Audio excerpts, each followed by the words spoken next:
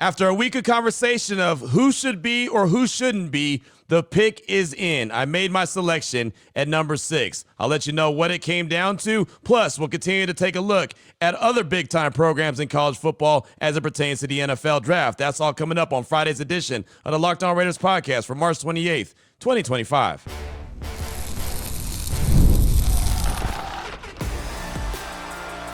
You are Locked On Raiders, your daily Las Vegas Raiders podcast. Part of the Locked On Podcast Network, your team every day. And welcome here, Raider Nation, to another edition of the Locked On Raiders podcast. Thank you so much for making the show your first listen of the day. We definitely appreciate you if you're catching the show wherever you find your favorite podcast or you're checking us out by way of the YouTube page. You know we appreciate both. Of course, the show continues to grow each and every day. That's because of your consistent support and because of the job that my man Ari does behind the scenes, making sure we look good and sound good each and every day. So shout him out. Appreciate him. He's on Twitter at Ari Produces. You can hit me up as well at your boy Q254. And we got the Locked On Raider podcast voicemail line if you want to be a part of the show, 707-654-4693. On today's show, though, we won't have any calls or texts. Not going to go there in segment number 3 today. And the only reason is because I want to double up when it comes to pro days. Want to take a look at Ohio State's pro day. Want to take a look at the Texas Longhorns and their pro day. Obviously, Ohio State has a lot of great talent there. I think they had 17, 18 guys participating in their pro day. The Texas Longhorns have about that as well, right? So definitely not going to go over every single guy. That would take multiple shows, but a couple of the guys that really stand out. Quarterbacks for both programs, playmakers for both programs. And oh, by the way, Ohio State, Chip Kelly, the offensive coordinator now for the Silver and Black. So we're definitely going to do that coming up in segment number 2 and segment number 3. Here in segment number 1, just news and notes of the day. We'll get some more sounds from Mike T, former GM Mike Tannenbaum, now part of ESPN. He had his big draft conference call just the other day. On yesterday's show, we heard what he had to say about the process of the draft, and there's a few players in particular that he talked about as well, so you'll hear from them. That's all here in segment number 1 of today's Locked On Raiders podcast. We'll jump into that right after I tell you about the title sponsor of the show, and that's FanDuel. Right now, new customers can get $200 in bonus bets when your first $5 bet wins. So we talked about it quite a bit this week. We got the Locked On NFL mock draft going on. We do it each and every year. And, I really was debating between, 3 and 4 guys, really, when it all started off. We knew that Cam Ward wasn't an option, right?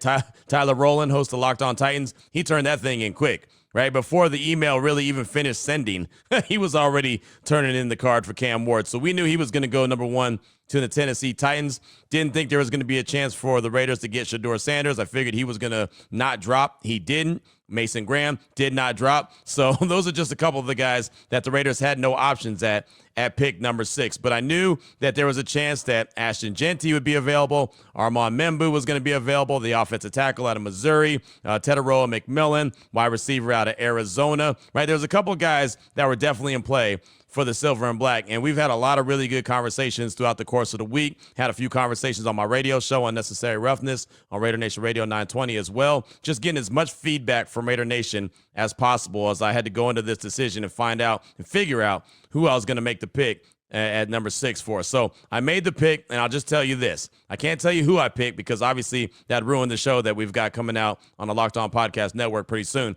It came down to Ashton Jeanty and Armand Membu. It just came down to those two. I had really good arguments for both guys, right? We obviously know Ashton Jeanty, fantastic running back, over 2,000 yards, 29 touchdowns last season in 2024 for Boise State. Fantastic player, Heisman Trophy finalist, just fantastic. And then Armand Membu, right? What do they always say? You build a football team from the inside out. Well, he's a big-time offensive tackle, and so it comes down to, do you believe that the Raiders' offensive line needs upgrading, or do you believe that they can go and immediately get effective carries from a big-time playmaker like Ashton Jeanty and take the pressure off one Geno Smith? Well, I made the selection, and it came down to those two, so sooner rather than later, you'll hear exactly who I picked, and of course, we'll talk about it, and somebody will be mad, and somebody will be happy. It's just how that goes, and, you hope for the best, but it was a lot of fun, and I do appreciate all the feedback we had all week long on the subject. Now, into what Mike T had to say. Mike Tannenbaum just wanted to get a couple of his sound bites when he was talking about some players. We talked about the process of the draft on yesterday's show through a GM's eyes. Want to get his thoughts on a few players. He has his mock draft out right now. Again, he's not a big-time, draft analyst as far as like the Matt Millers, the Mel Kipers, the Daniel Jeremiahs, but obviously from a guy that's been in the hot seat, a guy who's had to make those selections. Some selections worked out great. Some not so much, right? He has his out there. So, of course, he's got his thoughts on a few of the players out there. So, off top, Mike T was asked about the depth of the running back class, and he has Amarion Hampton, the running back from North Carolina, mocked to the Broncos at number 20. So he's talking about the depth and also talking about Hampton and why he'd be a good fit in Denver with Sean Payton. Check it out. Yeah, it's a great question. We talked about that yesterday. Like, you're going to see over 20 running backs drafted. The depth and the quality, like in prior years, we'd be talking about Cam Scatteraboo more. I mean, DJ Harvey. There's so many guys like we could talk about. I just think Hampton's speed, size, and his ability to catch, I think Sean's going to have a tough time passing that guy up. I think he's going to see Alvin Kamara. So as we've heard from Mel Kiper Jr., we just heard right there from Mike T, over 20 running backs drafted is what he has. I think Mel has about 31 guys he has a draftable grade on. Now, he doesn't necessarily say all 31 are going to be drafted, but a draftable grade. So that's just another testimony to the depth of the running back class that's in this year's draft. So if you want a running back, the Raiders need a running back. There's a reason why. Amarion Hampton being similar to Alvin Kamara as far as Sean Payton's concerned is interesting. We know at peak Alvin Kamara how good he really was. So if that's what Sean Payton sees in him, and he gets past the Cowboys at number 12, or who knows, right? I mean, because Genty could go 12 to the Cowboys, Hampton could go 12. There's some people out there that have Hampton as the number 1 running back over Genty. So if he makes it to 20, and I remember talking to some Denver media while I was at the Combine in Indianapolis, and they were saying that if Hampton is there when the Denver Broncos are on the board, there's no way they pass on him for every reason that you just heard from Mike Tannenbaum. So another question that was asked to him was about Russell Wilson and him signing with the Giants. And that's been something I've talked about quite a bit on my radio show on ESPN, Joe and Q on ESPN Radio, even my radio show Unnecessary Roughness. I've spent a lot of time talking about this move, Russell Wilson and Jameis Winston, both with the Giants now. And more importantly, Mike T was asked if the Russell Wilson to the Giants signing can cause a slide for one Shedeur Sanders. I do. I thought, depending on what Cleveland does, I think, I had Shedeur earlier in the day yesterday going number 3. And then after the Wilson signing, I had him, going 10, and basically, Chicago and Pittsburgh flipping. I can't imagine Shedeur not going in the top 10, though, at the end of the day. Now, it caused a slide for Mike T. Shedeur went all the way down to number 10, according to Mike T on his mock draft that he has out right now. That's where he has him going to the Saints. I would be shocked if he's there available, at number 10. No, number 10 is the Bears. So 9 is the Saints. Or no, he swapped. That's right. He swapped picks. But so the Bears are at 10. He had the Steelers going up from 21 to 10 to go get him. It's funny. Ross Jackson, host of Locked On Saints. The Saints are picking at number 9. He told me on my radio show, we were talking about LSU's Pro Day, but I asked him about if there is any interest of the Saints maybe moving up to number 6 for any reason. He said, look, if Shedeur does slide and he's there at number 6, he would not be shocked at all if the Saints picked up the phone, called the Raiders, and said, hey, we'll swap with you at number 6. So even if the Raiders aren't interested in Shedeur at 6, there's some other teams out there that could be. I think the Jets would definitely be interested. They're at number 7, but the Saints could be interested at number 9. So if you're looking for a trade back partner, and we talked about trades on yesterday's show, maybe that's one to eye right there. As Ross Jackson told me, the Saints at number 9 would be interested in one Shedeur Sanders if he happens to slide like Mike T anticipates and gets there to number 6 to where the Raiders are. So that I thought was pretty interesting. And also, as I said it before, I think that the Raiders would be interested if he's there at 6. But we'll find out what happens, and we'll find out sooner rather than later what a Geno Smith contract extension does look like. This is a question that's often asked about guys and all of a sudden their stock boosting. It's funny. It's not necessarily the talent evaluators who are saying that their stock is boosting. It's just that we're catching up to the talent evaluators. Now that all attention is off games and, pro days are going on and, the combine's already passed and all that other stuff. Now we're starting to see, oh, wait, this guy is starting to rise up the draft board. It's not really that. It's just we're catching up to the conversation. So Mike T was asked about prospects that he's seen really boost their stock in this draft process the most. Yeah, I think a guy like Armand Membo, I think he played really, really well. And then I think he's had a really good offseason. Matthew Golden, obviously what he ran at the combine, but it matches with his tape. Those are two guys to me that have really stood out. Well, there's that name right there, Armand Membo, offensive tackle out of Missouri.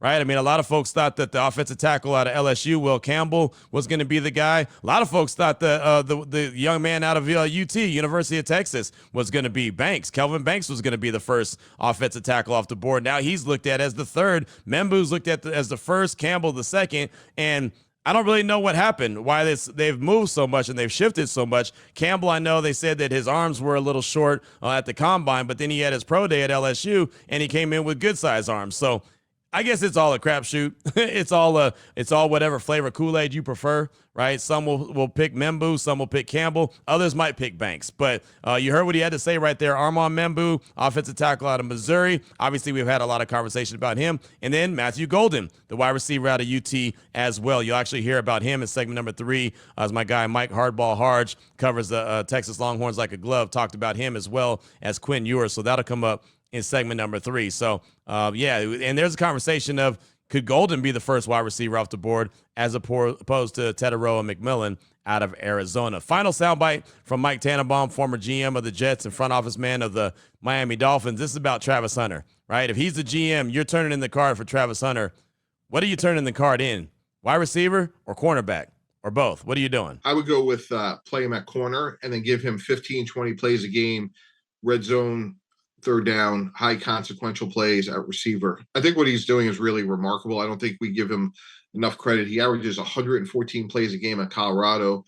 And in this day and age of load management and trying to take, reps off of players, he's doing the opposite at the highest level. So, I said yesterday, I'm not saying he's Michael Jordan, but I'm also saying I wouldn't be surprised if he was extremely transformational. I think he's truly a once-in-a-generation player. So Mike T says play him at corner and have a package full of plays for him at wide receiver. That makes all the sense in the world, right? The cornerback position, when it comes time for the second contract, is going to be getting paid less than the wide receiver anyway. So if you classify him as a cornerback, his money's already going to be less. But I think that's his better position anyway, right? I think he's a good playmaker at the wide receiver position, but a lot of the freelancing of the wide receiver, the routes that he ran in college at Colorado, you can't do that in the NFL.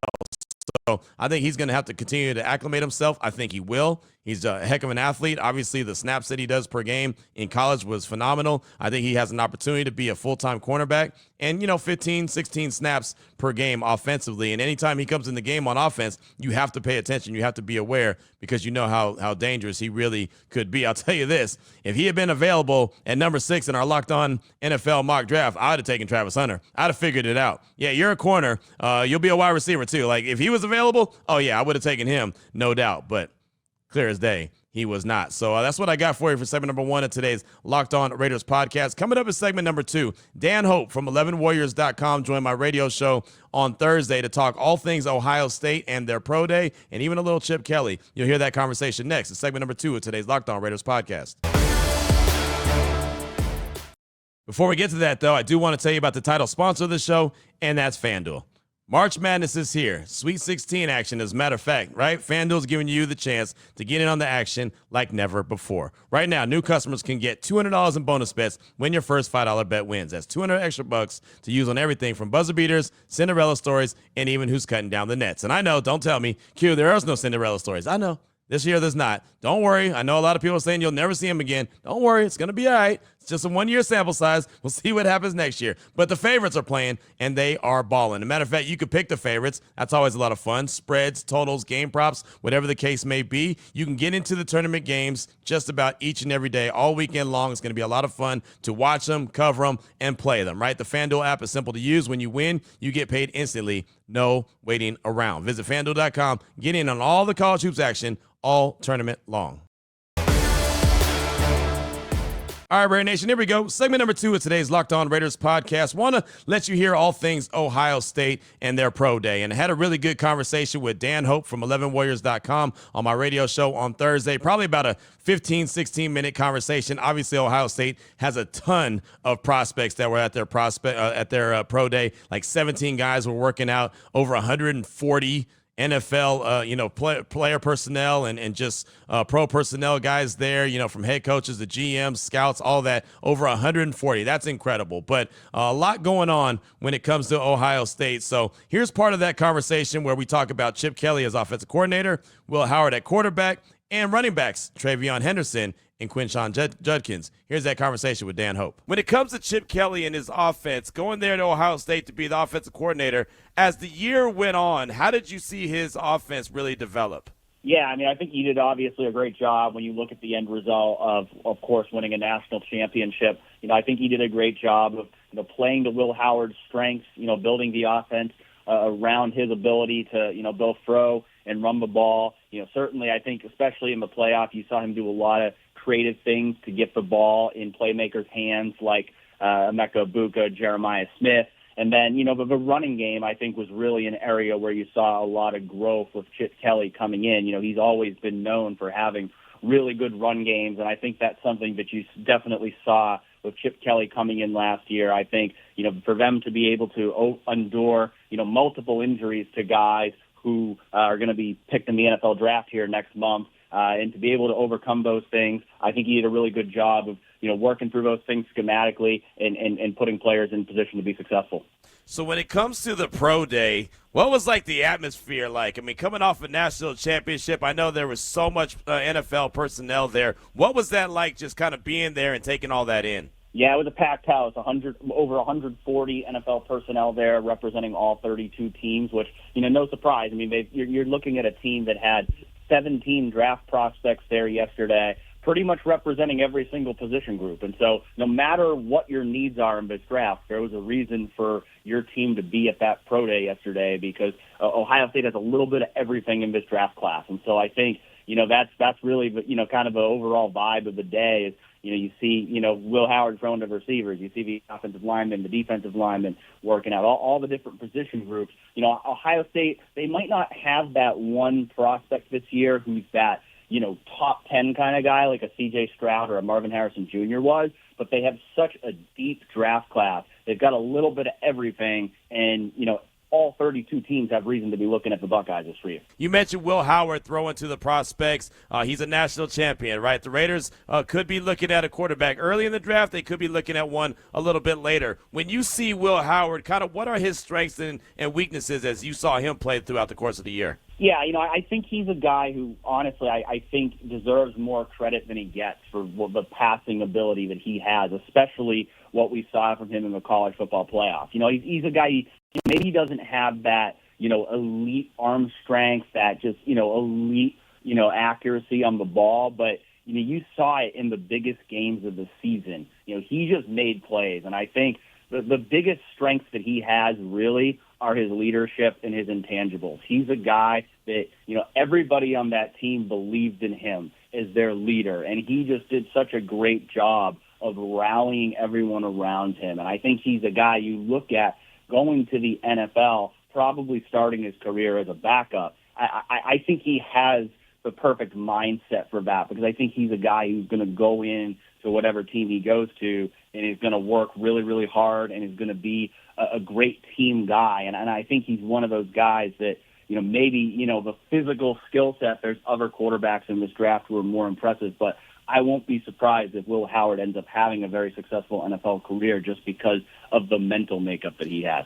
What would you say is his biggest weakness? What does he need to work on the most to be successful in the National Football League? Yeah, I mean, I think the deep ball is still something where, he can be off and on with that. Again, I think he got better over the course of his year at Ohio State, but I still would not call it his strength. So I think if you're just looking at, that pure passing ability, throwing the ball 40 or 50 yards down the field, his accuracy can be off there at times. So I would say that's his biggest weakness, but I don't view it as like a glaring weakness. I think that maybe what I thought it was going to be going into the year at Ohio State was some of the struggles that he had, in spring practice, preseason camp, and then what he ended up being at the end of the year. I think he ended up being a lot better than I expected in terms of that passing ability. And I think, that's kind of one of the things you saw in this pre-draft process where, he didn't do very well at the combine, but he did a lot better at the pro day. I think he's one of those guys. He's going to need a little bit of time to get in rhythm with his receivers, build that chemistry. But I think once he does, he gets better and better.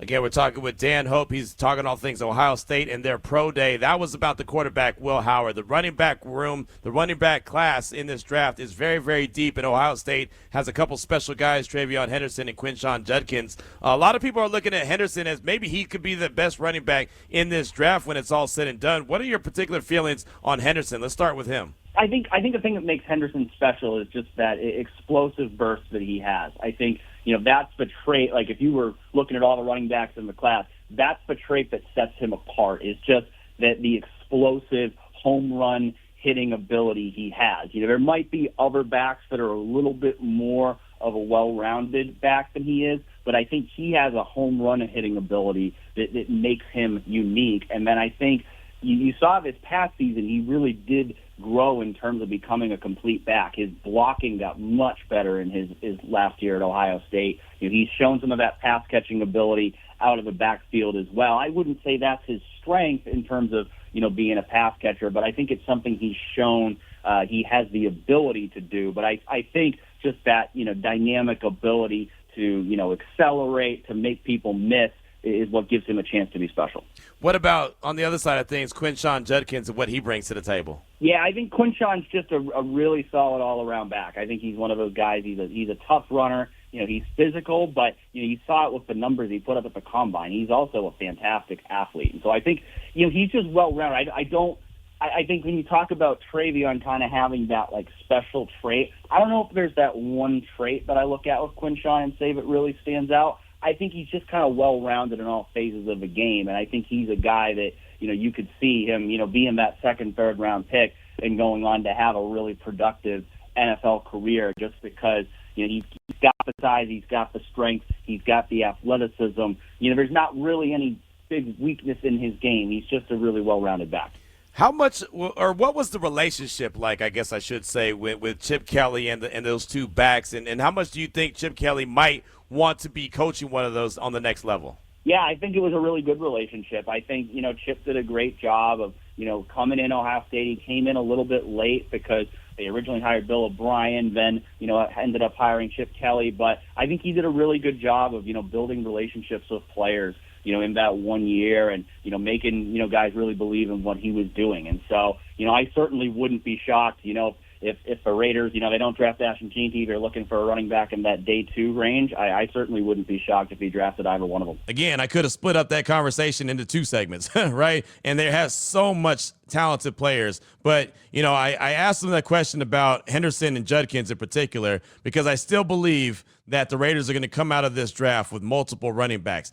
They very well easily could have Henderson being one of them or Judkins being one of them. Henderson, I believe, is the bigger home run hitter. So I think that if Chip Kelly is going to want one, it'd probably be that one. And that could influence what the Raiders are doing at pick number 6. Now, you can't guarantee if you pass on Ashton Jeanty at 6 that Travion Henderson's going to be there for you next time around in round 2. You can't guarantee that, but you could also take a chance and say, hey, man, I'm very comfortable with this dude. I know what to do with him, and I know how to make him go. So that could be a deciding factor of what the Raiders do at number 6. Obviously, when I made the pick for the Raiders at the Locked On NFL mock draft, I didn't have the opportunity to have Chip Kelly in my ear and tell me what he prefers as the OC. So, that I don't have working to my advantage, but clearly that's something that could be part of the conversation. But that was Dan Hope right there, part of the conversation we had on my radio show on Thursday. He's from 11 Warriors. That's ELEVEN Warriors.com, talking all things Ohio State. Coming up in segment number 3, we'll turn our attention to the Texas Longhorns. My guy, Mike Hardball Harge,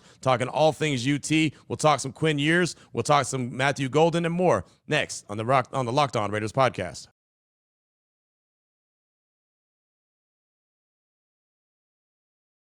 Here we go, Raider Nation. Segment number 3 of today's Locked On Raiders podcast. Want to jump into one more conversation when it comes to pro days, and this is all part of the process when it goes to, the NFL draft. They have their pro days. A lot of guys didn't work out at the combine. They chose to just do the interviews, go through the medicals, and then at their pro day, go there and work out. So I have my guy, Mike Hardball Harge, AM 1300, The Zone, host of the Harge Knock Life. Known that guy for a long time, former professional baseball player, but he's there, boots on the ground, covering UT. So they had 14 guys that were invited to the combine, right? 17 or so of those guys are actually going to be drafted.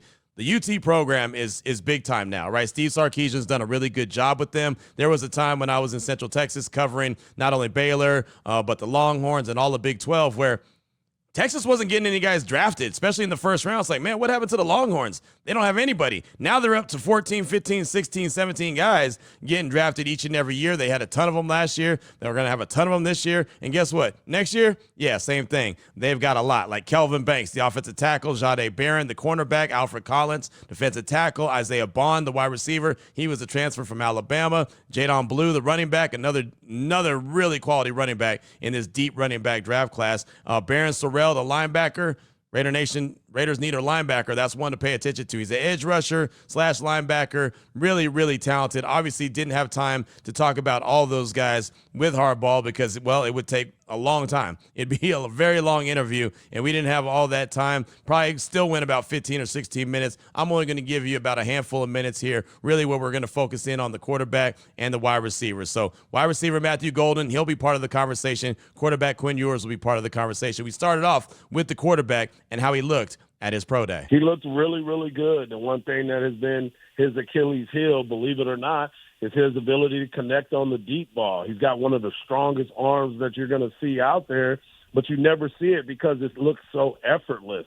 You know as well as I do, there's some guys that just make it look so easy, and you're like, why won't he rip the ball in there? And it's like, Mike, he's throwing the ball hard. Like the receivers will tell you that, to get it into that spot, but his time is impeccable. As far as hearing his name being called, I'm hopeful that we hear it sooner than later. And by that, I mean, I wanted him to go in the second or third round.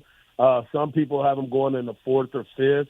So I would say either third or fourth round. I think he would be a perfect fit with the right system. I think the Cowboys are somebody to pay attention to as they're trying to make some moves for their backup quarterback and possibly their future. He's a kid from South Lake Carroll. I've heard some other teams talking about him. It's just got to be in the right situation. If he's smart and he tries to sneak in there, you better hope Sean McVay picks you. What do we need to know about Quinn Ewers that we might not know leading into the draft? Well, he's obviously one of the toughest dudes that is on that team, and you may not see it. You know, he's dealt with those injuries, but a lot of those injuries he continued to play through. He had torn cartilage this season in his ribs, and he continued to play, and everybody was on him, and, he needs to get out of there. And I always say, you don't understand until you've gone through some of the things that he's gone through. I think him being healthy, he's going to have an opportunity to play high-level football. He's talented enough. I mean, you lived in the state of Texas, and you've been across the nation. You don't get recognized as a pure five-star quarterback just off of giggles, right? You actually have to put in the work, and my man has put in the work. I firmly believe that given the opportunity, he's going to be able to lead a team. He's a team leader. The team voted him captain, and all of the guys, whether it was receivers, offensive linemen, defensive players, Jahdae Barron calls him his best friend. So when you deal with things like that, you start to believe in the situation and understand that, hey, this guy really gets it, and he is one of those guys that you want to have as your teammate. Really good insight right there on Quinn Ewers. So how about a couple of the guys that he was throwing the ball to? Matthew Golden. His name is popping up. It sounds like he's going to be hearing his name called very early at the end of April. What could you tell us about Matthew Golden? 429. That's all you need to know, dog. Done. Done. 429. No, he's another one of those guys that when he came in from the University of Houston, obviously if Sark goes out and gets a wide receiver, he believes in him, and he's got to give him an opportunity to play. Well, not only did he play, he surpassed a lot of everybody's expectations. He became Quinn's go-to guy. He became a guy that if there was a big play that needed to be made, Quinn went to him, and his stock continues to rise because more and more people are spending time with him. He's kind of like A.D. Mitchell. Remember when A.D. Mitchell came in and everybody was like, oh, he caught a touchdown in every game, but he didn't play that much at Georgia. Well, he came to Texas, got into a pro-style offense, got a quarterback that wasn't afraid to throw the ball, and then he got a chance to go in the first round. That is why I believe Matthew Golden is getting an opportunity to be recognized as a potential top wide receiver pick, and a lot of people have him second behind the guy from Arizona. So I'm impressed with what I've seen from Matthew Golden, and he's just a great dude. You know what I'm saying? Like, all these dudes have come into this program and fit in. They haven't caused problems. They haven't been able to be recognized as bad people. And then in the interview process, a lot of these teams are being excited to talk to all these Texas players. You know, the one thing that stood out to me about what Golden was able to do, and you know this more than I do, is he is very good at high pointing the ball, going and getting that 50-50 ball. Like, he makes that play with that speed that you mentioned, that 4.29. I mean, everyone's talking about T-Mac from Arizona as the number one wide receiver. There's a real case to be made about Golden could be that number one wide receiver. No doubt about it, and that's why you start looking at some of these mock drafts. They see him catapulting up in that draft, and maybe after today, some guys, there was every representative from every team was here today. You had 32 NFL coaches.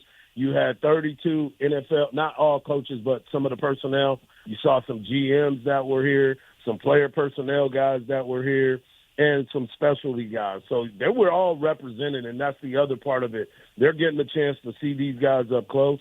They're getting a chance to talk to them. And they see that, hey, these kids are a lot better than what some people might have thought about them prior to coming to the University of Texas. There you go, a little deep diving into the Texas Longhorns, just a couple of the players, a couple of the playmakers. And Matthew Golden is a guy that can go up there and high point the ball. He really can, and I think that he's going to give a big push to T-Mac, Teteroa McMillan out of Arizona. He's been the consensus number one wide receiver for the longest, but I think Matthew Golden, especially with his speed, right? You heard what Harbaugh said, 4.29. What can you tell me about Golden? 4.29. All right, that's all you need to say, right? Sold, right? I mean, he's just that fast. And, again, he can go up and high point the ball, come up with those 50-50 balls similar to what T-Mac does. He's obviously faster. He's gone against really good competition being in the SEC this past year. So it's going to be interesting to see what the first wide receiver is taking off the board, whether it's Golden or if it's T-Mac. But either way, both guys are quality players. And, again,